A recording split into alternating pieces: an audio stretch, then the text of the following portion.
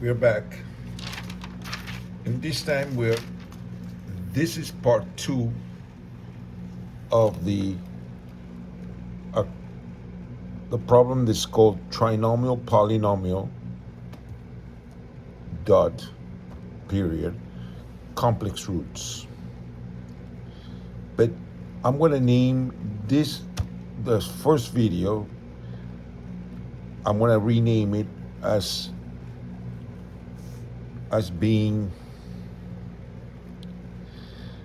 let me see, how should I do this?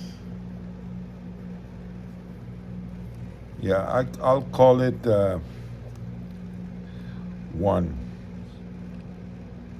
here, and then this video will be called 2 with the same name, exactly the same name. The first one will be called 1, and this one that I'm making right now is going to be called trinomial polynomial number 2 complex roots. And the reason why I'm making a number 2 is because I was talking about how to graphically it looks to have complex roots. How can you depict the complex root on a graph? And it's a little bit confusing. And so what I did is I found a video which I'm gonna be posting on the description of the video, which is a small, really short. There's 2 versions of the video. And the one that I put on this video is the short version, but there's a longer version that actually goes a little bit in depth about explaining a little bit more, so you can have an idea what's going on, really. And so I'm going to try to explain it on this video. And when we have complex, when we have a standard trinomial polynomial,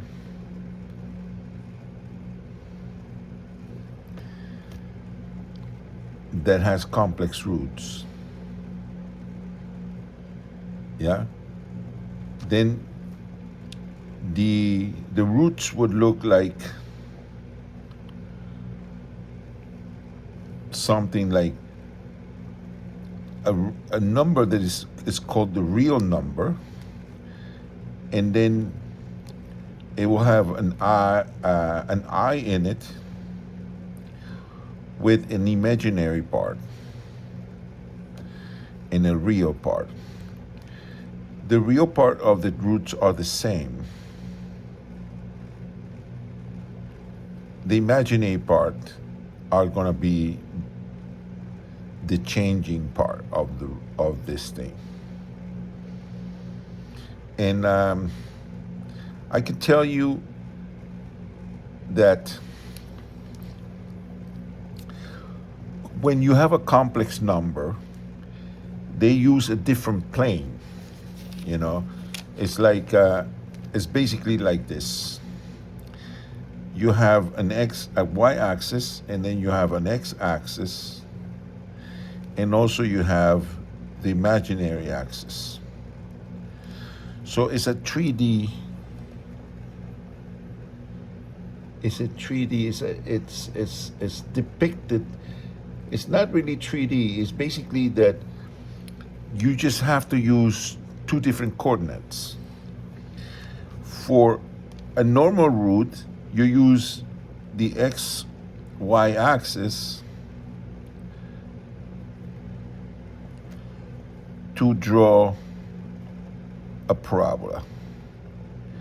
And I will make a parabola that is sitting right on where the vertex is, right on the y-axis. So this parabola would look like something like this.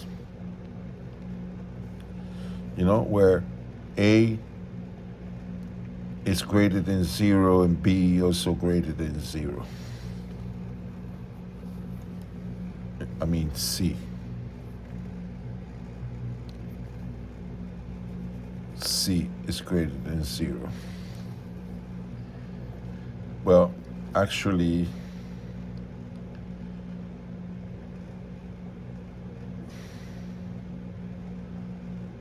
well, if C is greater than 0, then you will have real roots.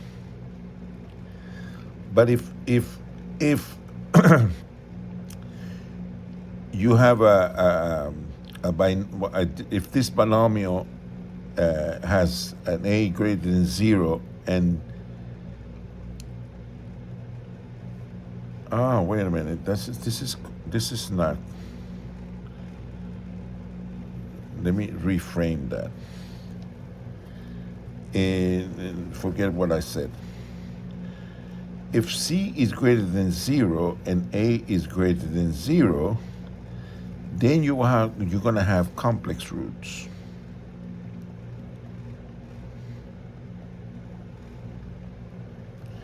But if 8 is greater than 0 and C is less than 0, then you will have a complex root.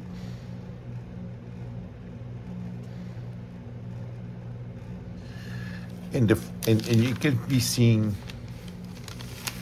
when you see this problem, like I said, it's on Trinomial Polynomial number 1, complex roots, and you look at the vertex form of the trinomial polynomial, which is sitting here in standard form. This is called the vertex form. And you can see that C, well, this C is not the same C as this C. This C,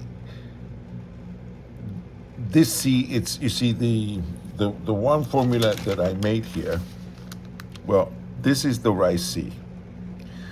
But when you have it in vertex form, the C is more elaborated. I mean, this term here is more elaborated. It's not, they don't call it in math, they call this K, because basically that's what it is, it's in standard form like this, vertex form like this. So the C that I'm talking about here is small c. And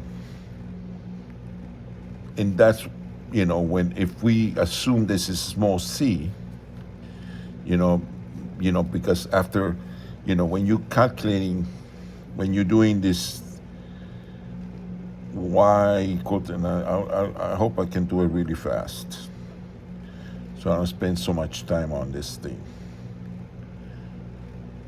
Then, we'll do a real quick go through this whole thing really fast. So, and we're gonna use the finding the perfect square. So then this would look like this: bx plus b divided by 2 squared minus b divided by 2 squared plus c. And so this will be your perfect squared, which we can change this to a, and this will be x minus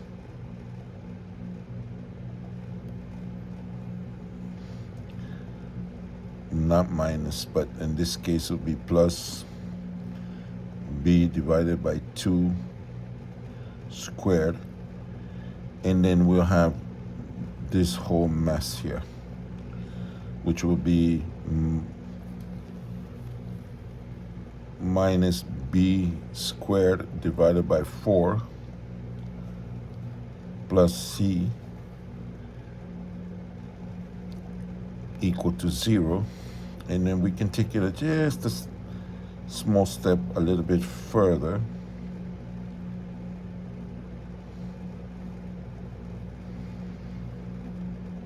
By writing it like this.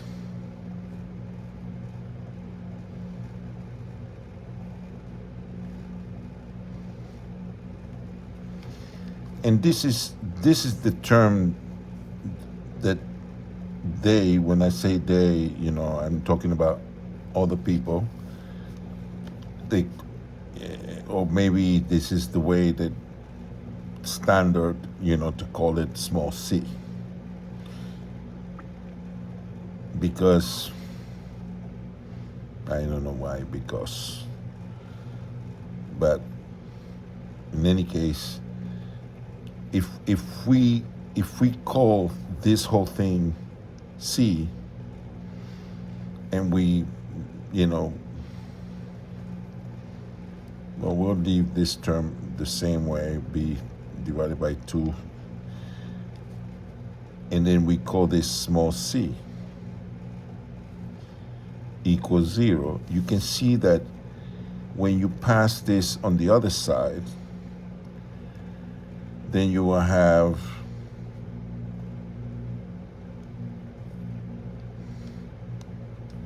a minus thing here, and then you take it further,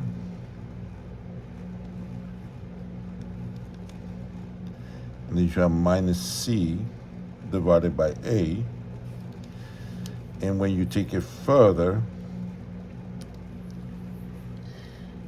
and you take the square root of here and take the square root of here, then you get x plus b over 2. And there's no parentheses anymore because this will go with that. And then you get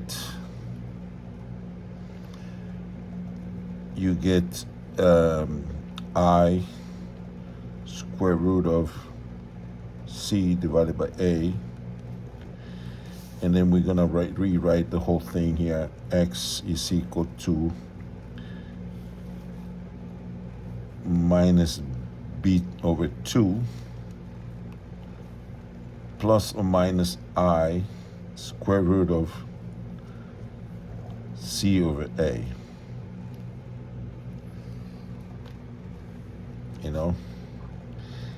Where that is a real part, and this is the imaginary part. Yeah? And so you can see clearly that when c is positive, like we said here, that if a is greater than 0, which 1 is greater than 0, well, we didn't assume, we just say here that a is equal to a, but because it's there, it has to be greater than 0 because it's not negative, so it's not less than 0. And it's not 0 because otherwise the term will be gone. So that means in this form, a is greater than 0. And when small c, this is big C, and when small c is, which is this term here, when that term is positive, this is when you pass it through the other side, becomes negative, and then when we square root this whole thing,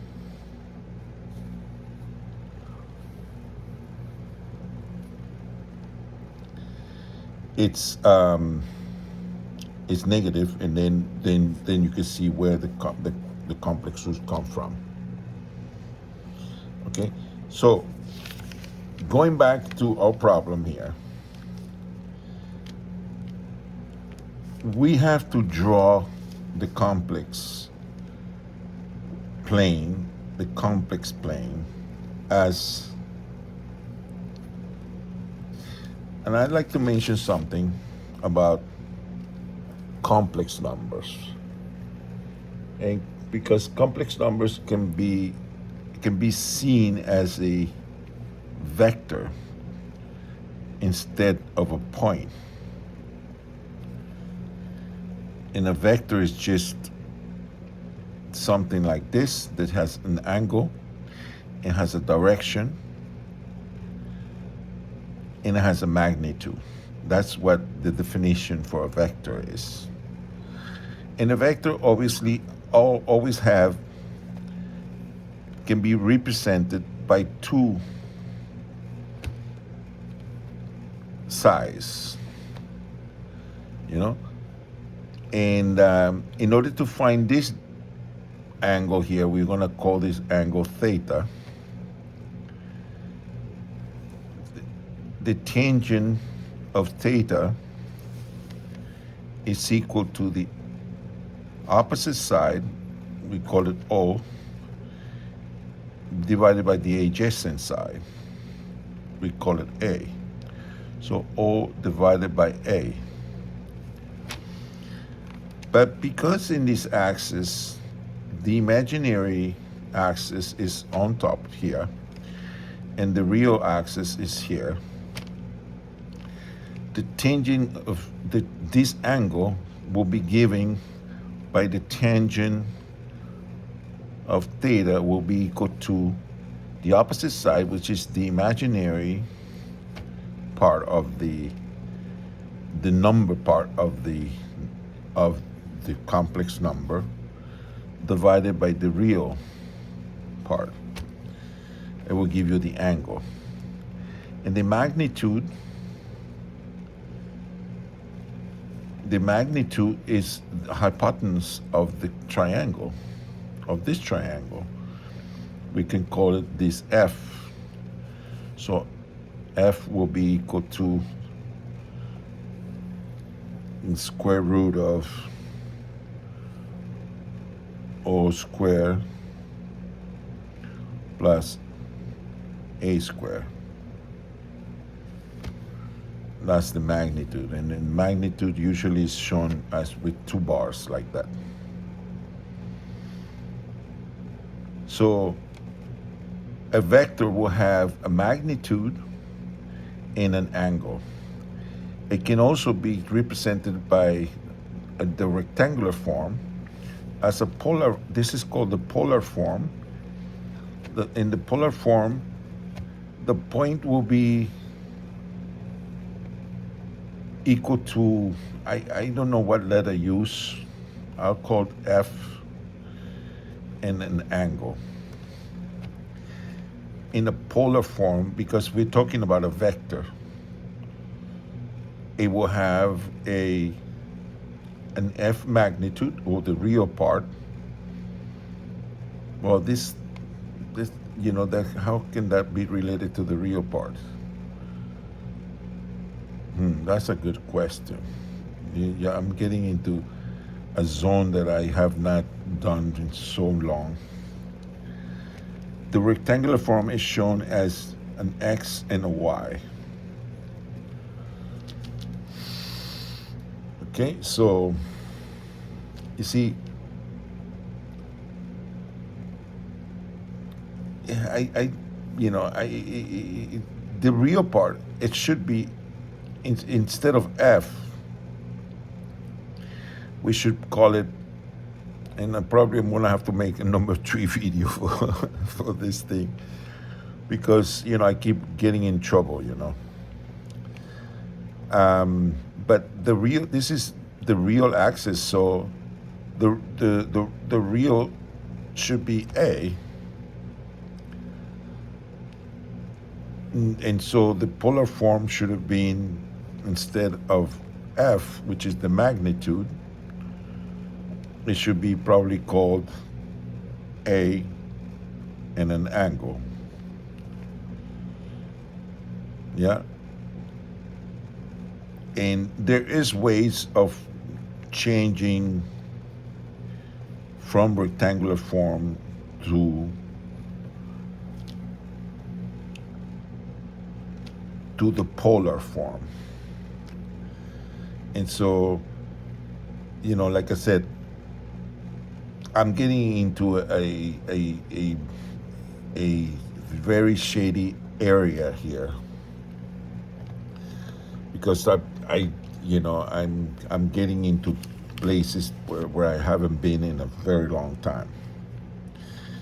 This stuff is very common in electronics, because when you start using capacitors, you also get into this kind of trouble.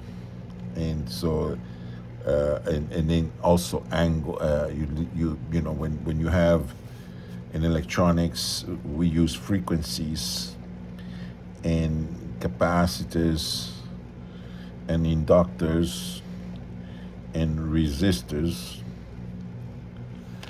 And so when a sine wave was signal, which is represented by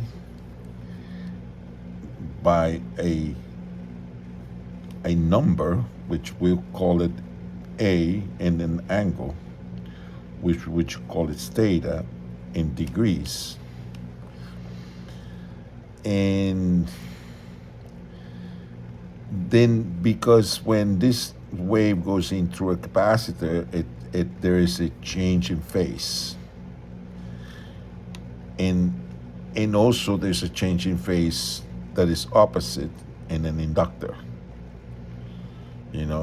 That's why when you put I don't know exactly. I will have to review this stuff also. But I know that when you put capacitors in parallel with an inductor in parallel, these things will cause, because capacitors store voltage and inductors store current in a magnetic field. What happens is, like, there's a point where you reach something called resonance, and the resonance would look like let me see, like I said, I'm getting into zones that I haven't been in a long time too, because I'm jumping now into electronics. But basically what happens is the capacitor charges, and we assume that the inductor is discharged, and at that point the inductor looks like a short, and so the capacitor starts discharging through the coil, and starts charging the inductor. There's a point where the capacitor gets completely discharged, and the inductor gets charged. Yeah, and so you have this thing where these things start. One discharges, the other. One charges, the other discharges, and then the other charges, and the other one discharges, and when this is, it's in perfect oscillation, which means that they are perfectly out of phase. Then you get something we call resonance, because basically this is what happened. Like one discharges the other one while it's charging, and then that one starts discharging through the capacitor, and then start charging the capacitor while this is discharging, and so on, and then you get some kind of a resonance. At resonance, the impedance. Yeah, now we're getting too deep onto this thing. Let's not continue. Okay, so let's go back into our problem here.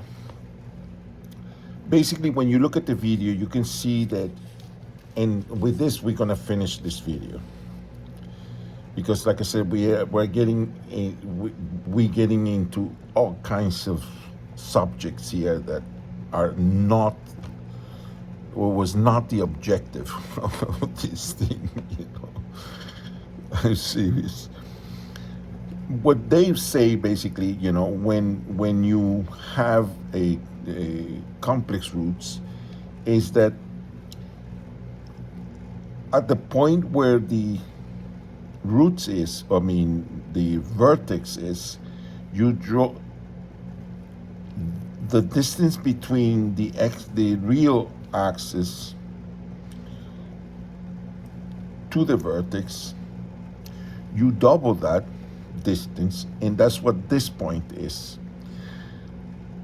I measured, that's why there's so many lines in there, because I was trying to, and actually calculated all the points so that I can actually accurately, this is very accurate, because in this paper is made of 5 millimeters, the distance between here and here. So the distance between here and there is 1 centimeter. So that's why this paper is perfect for drawings, because the distance between each 2 lines is 1 centimeter. Okay, I wanted to mention that because it's kind of important, so you can see that because in order to see what these points are, which are the projection of these points into the real axis, is what they call the imaginary roots. Okay, and like I said, if you see the video that I posted, it's in the description. It's called Finding the Imaginary Roots of a Quadratic Equation. When you see that video, there is the one that I posted is a short version. It's a short video, very short. And I posted it instead of the other one because I wanted a quick. I wanted you to be able to see quickly what graphically the roots of a complex, what a complex root, how to graph a complex root. We don't really graph it, because you basically, actually it should be graphed properly, but normally we will only have the vertex is doable, and also the y-intercept is doable. And then when you find the y-intercept, you have to remember that the distance between this point and the line of symmetry is the same as the distance between the line of symmetry and the other point. Okay, we're not talking about roots, but roots have the same principle. When you find the root of a parabola, which I can find one on my, look at all this paper, Jesus Christ. When you find, let me see if I can find, okay, I found one here. When you find the roots of a parabola, the distance between the line of symmetry, well, I'd like to call it line of symmetry, but they call it axis of symmetry. The distance between here and here is the same distance from here to here. Yeah? So in fact, you can actually find one root and find the vertex, and then you can find very easy the y-intercept, and you can draw, and you can, from the one root, you can find the other root, and you can draw a perfect parabola. A parabola that is, maybe it's crooked like mine, but it's perfect though, because if you, like I said, if you I'm assuming here that from the distance from here to here is 1 centimeter. So, but if you use the right measurements, you can get a very accurate picture of the parabola. Yeah. So, yeah, that's me. So, in one thing to notice that if you add the roots, x1 plus x2 divided by 2 will give you what? Exactly. It will give you this point here, which is the axis of symmetry. So you can actually find the axis of symmetry by finding the roots, and you automatically can look for the vertex, or at least the x value of the vertex. Then you can actually take that value and plug it into the original equation, and you find the y that belongs to that x. You can see that in here, if you make x is equal to 0, you find the y-intercept, which in this case, it doesn't show. Oh, okay, yeah, it says show 1, 2, 3, 4. So it is shown as being -4, which is what's showing on the problem. In this problem, we using the factor or intersect. This is called the intersect form or factor form, and in here we're trying to find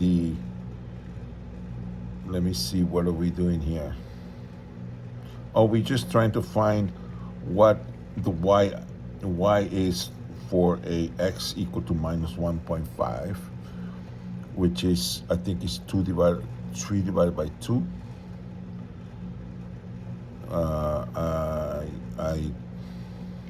3 divided by 2, here it is.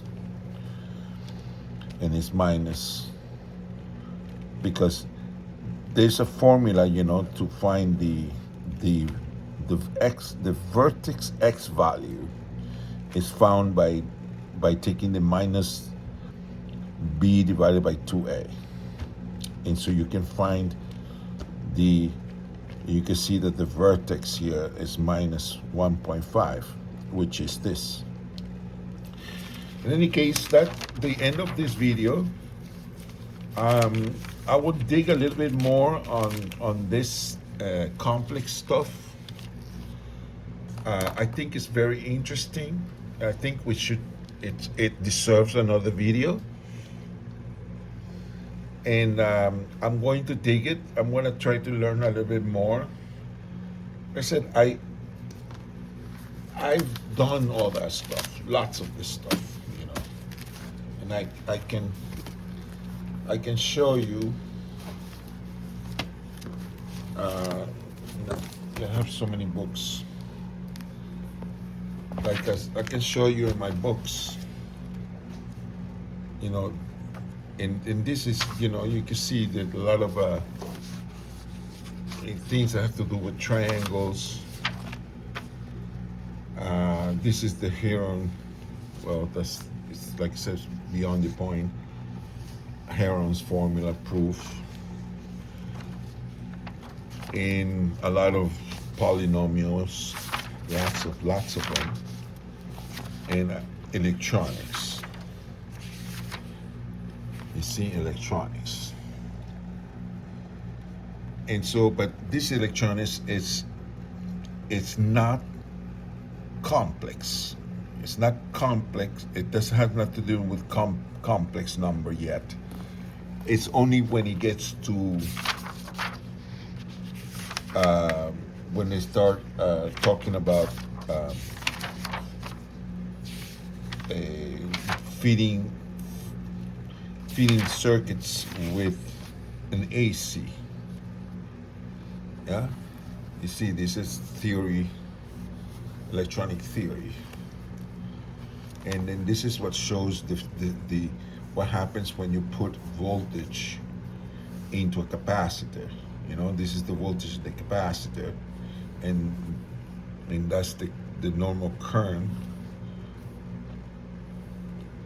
Let's say if you had a resistor. Oh no, that's the current of the inductor. Current in the inductor, and this is the voltage of the capacitor. You can see that there is at a phase. You know, the voltage, the how to say the phasing of the between the voltage and the current has a 90-degree, because the top of this happens at 0 of the current. So the capacitor voltage or the current is leading. I don't know what they call it. You know, we'll have to read this again. You know, they talk about leading and lagging, and like I said, this is not about electronics right now. And so, okay, here it says here, you can see it here. Current leads the voltage in the capacitor, and here the current lags the voltage, you know, and that doesn't say which one. I guess the V is the red and the blue is the current in the capacitor. Oh, this is the difference between the voltage and the current on the same capacitor. And you see these are polar forms, and you can see also what I was talking about. Yeah, about this is a vector, and you can see the angle. Yeah, and this is the magnitude, and this is a magnitude formula. They call it the magnitude formula.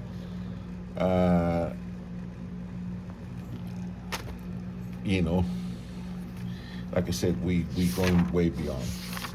Maybe I'll make some videos of electronics as well one day.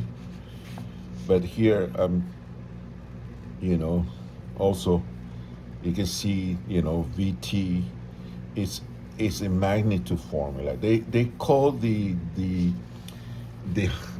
Pythagorean formula. They also call it the magnitude formula, you know, because basically the same formula. In any case, I hope you got somewhere with this. I know this is not a very good video, but I'm trying to do my best, you know. And right now I'm really rusty when talking about roots, you know, complex numbers or complex roots. So, but you know, if you put this, one thing that I want to mention before I go is that you cannot put this into the equation and get a 0 there. If you do, because you cannot mix these two. You cannot. These are two different things. It's like apples and potatoes. You know, you can make a salad with it, but the potato will still be potatoes, and the carrots will be carrots, and so on. You know, I keep getting more complicated. I love talking. So, anyway, thank you for watching this video. I hope you liked it. I hope you didn't get more confused. The idea is you go the other way around. And well, you know, if you like this video, leave a like, subscribe to the channel, leave a comment. You know, I'd love to, you know, to read the comments. That's how I get feedback. You know, a like is not enough for me. That's why I don't really care much about likings. I'm not really trying to be very popular or get, you know, people to watch my videos. Even though yes, I do appreciate when more people watch my stuff. That means I'm making a difference. I'm not doing this for money or anything. At least not yet. And my intentions really is not to make to get people to like me or to subscribe or something. I just want to do this. This is really something that I really like to do. If you see all the notebooks that I have and this kind of stuff, but I did that like 4 years ago, and I'm a little bit rusty, and so I'm coming back soon, you know, little by little. You know, I did some triangle problems, I did some trinomials, but you can see that, I mean, if you see my page, you can see that this video is number 14 or 15 or something like that. You know, so anyway, thank you for watching. Take care. See you in the next video. Bye.